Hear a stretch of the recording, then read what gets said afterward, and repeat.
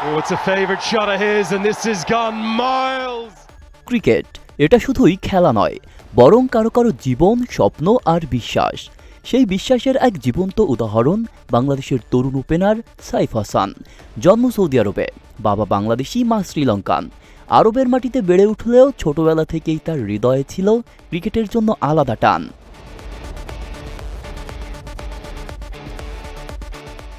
শুধু খেলার ভালোবাসা থেকেই নয়, 10 বছর বয়সে স্বপ্নের টানে পরিবার নিয়ে আসেন নিজের শেকড়ে বাংলাদেশে। সবকিছু নতুন ছিল, জায়গা, মানুষ, ভাষা, সবকিছুর মাঝে নতুন করে শুরু হয় সাইফের পথ চলা। বাবার হাত ধরে ভর্তি হন ধানমন্ডির একটি ক্রিকেট একাডেমিতে। সেখান থেকেই শুরু তার পথযাত্রা।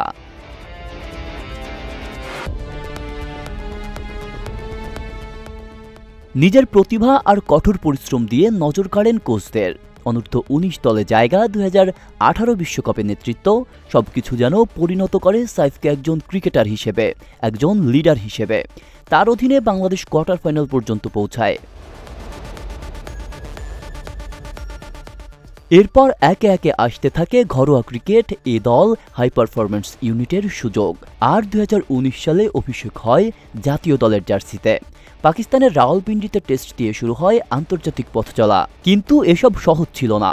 ফর্ম, ইনজুরি, প্রত্যাশা আর বাস্তবতার চাপ সবকিছুর মধ্যেই নিজেকে গুছিয়ে নিয়েছিলেন। বাদ পড়েছেন বিপিএল, ডিপিএল সহ গ্লোবাল সুপার লিগ, সব জায়গায় সামর্থ্যের প্রমাণ দিয়ে আবার জাতীয় দলে ফিরেছেন।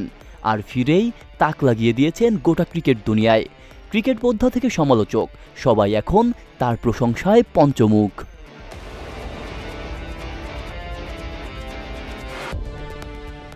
সর্বশেষ 9 ইনিংসে 308 রান, 350, স্ট্রাইক রেট 139। বাংলাদেশের ব্যাটিং লাইনে এখন তিনি এক গুরুত্বপূর্ণ নাম। তার ব্যাট থেকে এসেছে 24টি ছক্কা আর 14টি চার।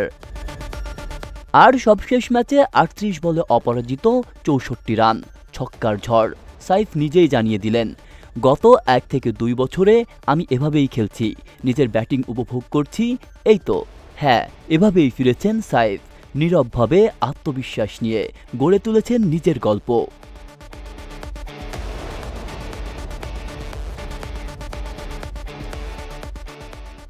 সাইফ হাসানের এই ফর্ম অব্যাহত থাকুক।